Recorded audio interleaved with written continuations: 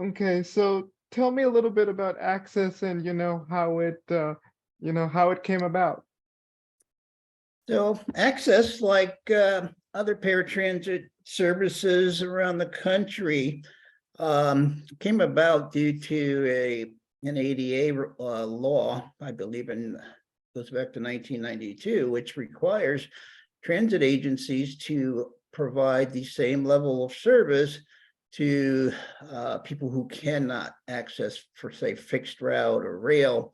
They have to provide the same level of service for people with disabilities, elderly, anyone that qualifies for the service. So this has been in place for decades now, not only here, but around the country.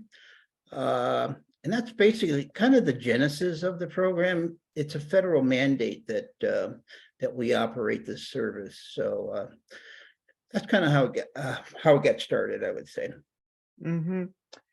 My next question is like, what kinds of services does Access provide? Is it like just transportation, or is it kind of more than that?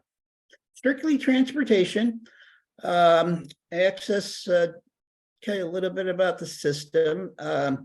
It's not an on-demand system. You can't call the same day and get a ride. You have to call it. It has to be at least 1 day in advance. For us, you can call up to 7 days in advance to book a trip. It is a point-to-point service. So Access picks up at the location that the customer is calling from, typically home, takes them to, they're going wherever, grocery store, medical appointments. There are no limits on what our riders where they can go. They can go to a casino if they want to. It's just like regular service. We have to provide that to them. So it's a point-to-point service. Have to book in advance, and that's kind of it in a nutshell. Mm-hmm. I've heard that some people like, how do you, I know I haven't written, I know I don't have this written on here, but like in terms of like transparency, like how do you make sure that an Access vehicle arrives on time? Because like oftentimes like people complain, oh, my bus ride came 5 or 10 minutes late outside of my window, like, you know what I mean? Sure, understand. Okay, so there are certain metrics that our service provider has to reach in terms of on-time performance. That could be pickup time, it could be drop-off time. There are two ways that riders can schedule trips, and we have certain standards that they have to meet. Under our current contract, they have to be 92% on time. That's our standard. There are times when, transportation, we do our best to be on time, but it's impossible to be 100%. So 92% is the goal. When they don't reach that goal, we talk about those things, and there could be some disincentives involved for the contractor. That's really how we hold them accountable, not only for on-time performance, but many other requirements as well. Mm-hmm. Well, let's move on. What particular stakeholders does Access partner with closely? Well, we have a lot of people in the community. We call them our community partners because they or do things for people with disabilities. For example, there could be some adult day health, there could be medical facilities, dialysis centers. These are all our partners. We keep them in the loop on how we're doing, what we're doing, and they are obviously free to reach out to us if there's a concern or could be a commendation.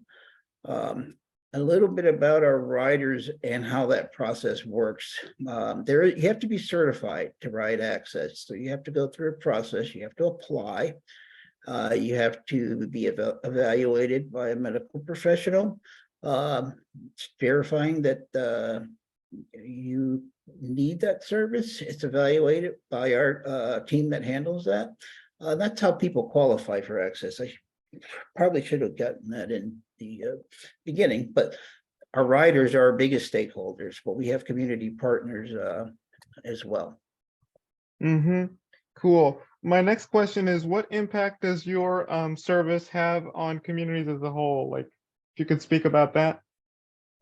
Well, we provide freedom to people who, but for us showing up with the van that's perhaps lift equipped, if that's what they need, an operator escorting them to and from the door.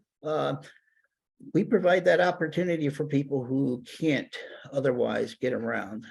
So basically, and within the community, we provide a very valuable service. There's a large part of the community that needs us. They can't access fixed route. They can't perhaps walk to a bus stop.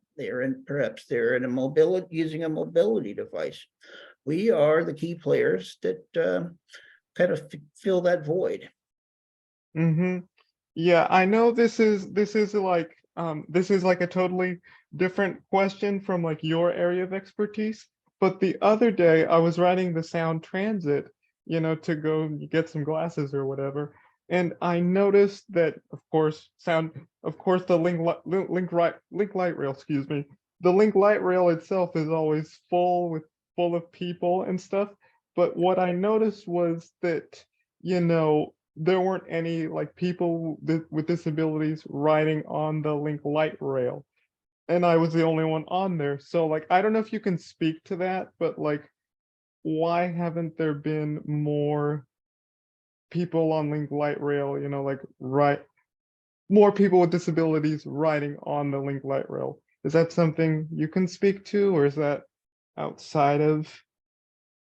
Well, what I would say, Laszlo, is that yeah, I'm not involved in operating the Link Light Rail. I've used the service many times. I used to be a commuter on Link Light Rail, but the point I would like to make is that not all disabilities are visible. There could be people with disabilities that are using Link Light Rail that you just can't assume that if somebody's, perhaps standing up or sitting on a seat on Link Light Rail, that they don't have any disabilities. I'm sure there are many people with disabilities who use the service. If they're able to access it, it's a very nice service for people who can use it. And I would not assume that there are no people with disabilities using it. Not only Link Light Rail, but our large fixed route buses as well. People with disabilities access those buses on a regular basis,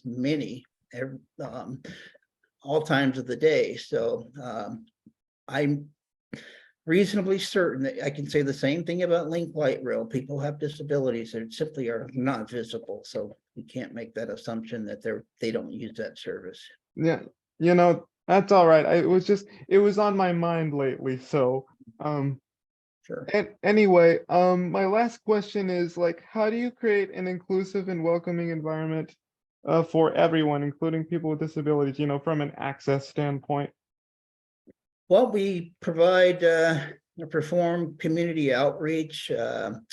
We have people that, including myself, I've done it many times, that go to could be senior centers, it could be services that are helping people with limited English capability. We definitely have ways for anyone to access us, no matter what their disability,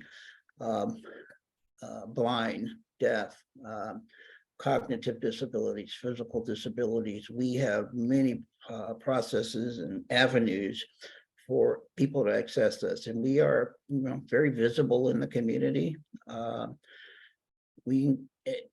When we say inclusive, we are not all inclusive, because there are certain requirements to use our service. But for people that would qualify for our service, we are actively letting them know that we're available.